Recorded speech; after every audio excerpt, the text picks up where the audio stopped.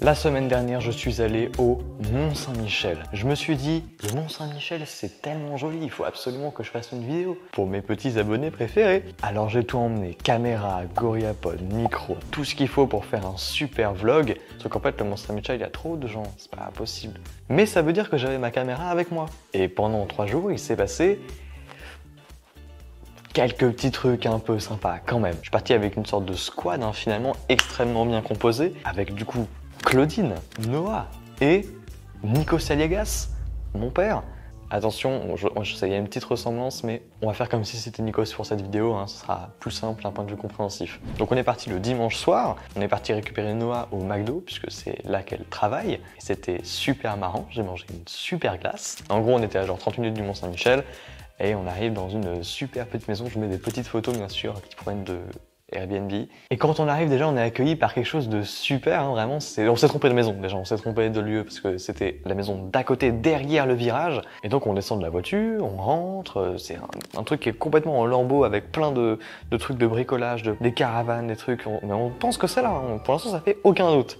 Et il y a un chat qui est là et qui nous miaule au visage, qui nous parle.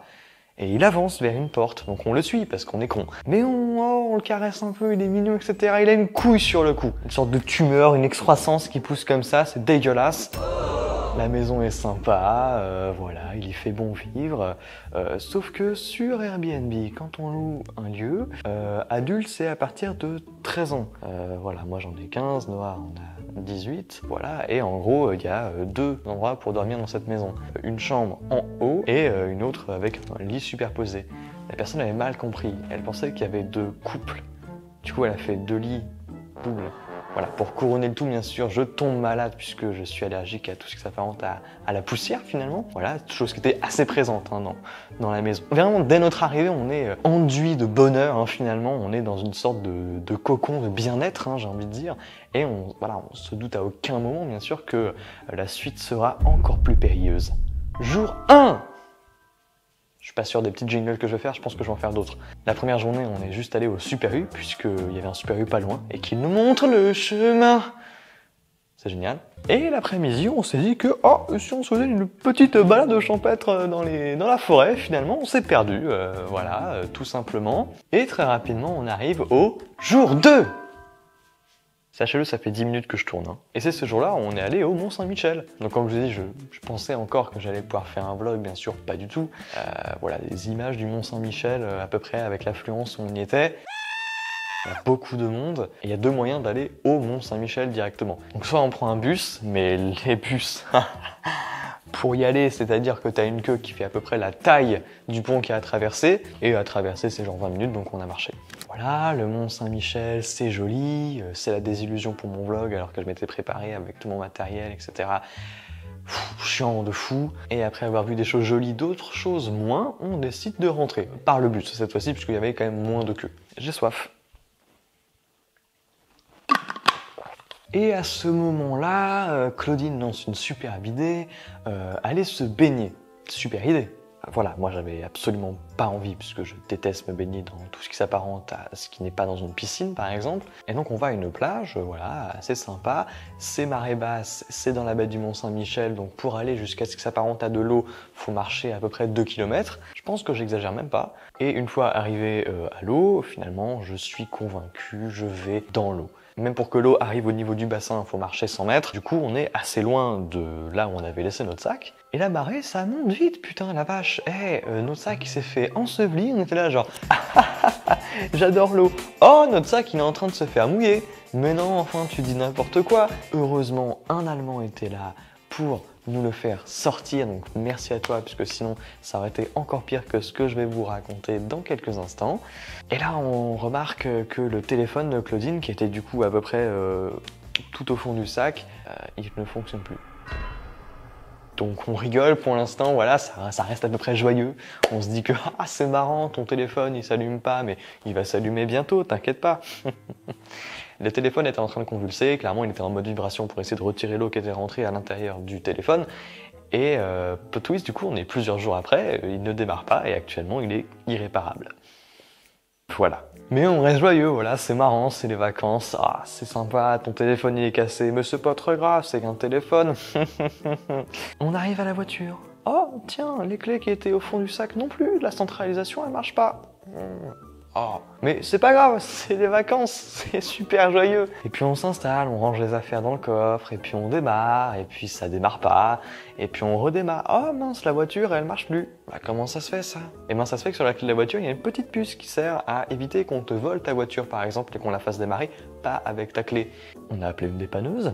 Et bien sûr, la dépanneuse, elle n'est pas venue comme ça, comme par hasard. Il a fallu appeler l'assurance. Assurance, d'ailleurs, très bon choix de musique. On est sur un petit swing un peu sympa. Et vu que j'avais ma caméra, bah, j'ai filmé. Et en fait, du coup, la dépanneuse, elle est arrivée parce que, fait chier. Bon alors, je vais rappeler. C'est génial, on est trop contents.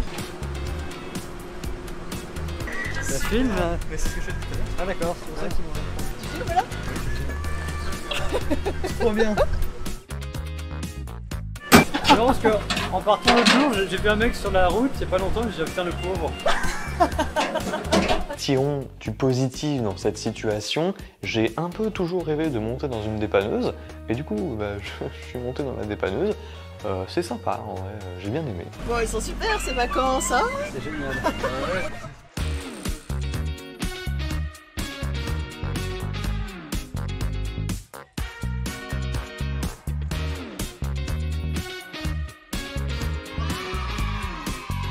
Donc le dépanneuse nous ramène, nous et la voiture bien sûr, à un garage. Et donc l'assurance nous avait fourni un taxi pour entrer à la location du coup qu'on avait. Sauf que le taxi a mis beaucoup de temps à venir. Et du coup le dépanneur, très gentil d'ailleurs comme dépanneur, nous a proposé d'aller nous asseoir à un endroit qui est vide. Je ne comprends pas quel est le sens, le but de ce lieu à la base directement. Mais c'était sympa. Voilà. On se retrouve dans un meuble de gare foireux en Roumanie. Le taxi arrive, on se dit que ça y est, c'est la fin de la journée, à ce moment-là il est 21h. On entre avec le taxi dans la cour de la maison. Je vois sur le côté un oiseau qui tape la baie vitrée du salon. Oh bah tiens, il est mort. Oh. Il ne veut pas bouger. Il me vole vraiment. Attends, faut que je prenne une photo. Salut, moi c'est Roger. Je suis un oiseau. Donc là, on savait pas trop quoi faire. Qu'est-ce qu'il faut faire? Comment s'occuper d'un oiseau qui vient de taper la gueule contre une vitre à je ne sais combien de kilomètres/heure? Peut-être donner un petit peu d'eau. Salut la team, bienvenue dans les tutos de Loulou. Aujourd'hui, je vous apprends comment vous occuper d'un oiseau. J'ai pris un shot d'eau, il n'est pas plus petit comme récipient. Oui, mais il est beaucoup trop haut. Il n'y avait rien. Fallait prendre une assiette. Oh! Il vient de s'envoler! Truc de dingue! Et là, c'est le drame. C'est une tête, mais je ne sais pas à quoi je ressemble. Ça mérite un instant replay parce que là, c'est énorme. Et voilà. Après ces événements palpitants, c'est la journée 3. Et là, la journée 3, c'est le réconfort. C'est une glace parce qu'on est dans le nord. Et dans le nord, c'est des glaces avant tout, bien sûr. Et c'est déjà la fin des vacances merveilleuses. Et de cette vidéo par la même occasion, du coup. Eh bien, merci à tous d'avoir regardé cette vidéo. C'était pas un vlog, une story time, on peut appeler ça une story time finalement, même si le mot est nul en fait. Est-ce qu'il y aura une vidéo la semaine prochaine? Je ne peux pas vous garantir, même si là je suis pas dans le studio, ça n'empêche que je vais quand même essayer de vous faire un max de vidéos pendant l'été, puisque j'ai un peu plus de temps techniquement qu'en temps normal.